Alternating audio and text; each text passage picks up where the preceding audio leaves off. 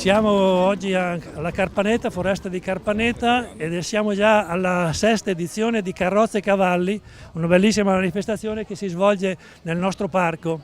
Oramai abbiamo già ottenuto l'apporto e la partecipazione di numerosi cavalieri, di numerosi appassionati di carrozze, oltre al fatto che abbiamo anche i nostri laboratori di falegnameria, pogni di terracotta, addirittura c'è anche qualcuno che lavora il legno, per piccoli prodotti artigianali e così via.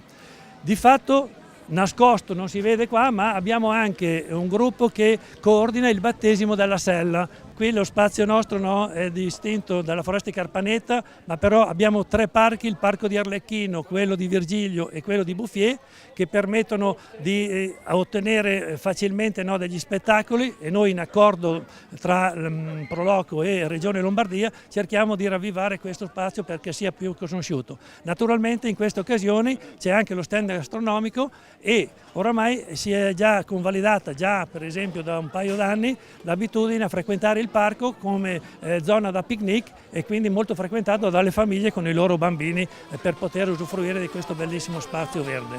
Col primo sole della mattina, la prima onda la diventa fina, col primo sole la prima onda, l'acqua fina la diventa bionda. Da poco abbiamo costituito un gruppo di appassionati di carrozze della zona di Mantova, Reggio Emilia e Verona.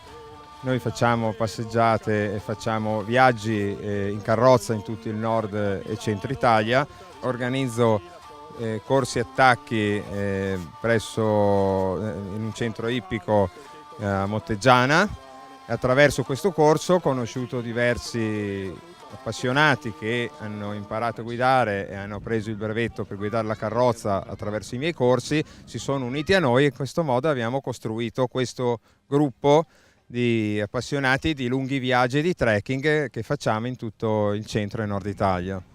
Noi del gruppo ippico di Casteldario siamo un'allegra brigata di giovani e vecchi cavalieri appassionati e affiliati al gruppo ippico di Isola della Scala, formalmente riconosciuto anche dalla Regione Veneto. Teniamo a partecipare alla manifestazione di Carpaneta in modo sempre attivo. Quest'anno siamo qui con una ventina di cavalli, non abbiamo carrozze perché problemi dell'ultimo momento, ma teniamo a esserci perché è il polmone verde di Mantova ed è una cosa meravigliosa far parte e far passeggiare i nostri cavalli in questo ambiente.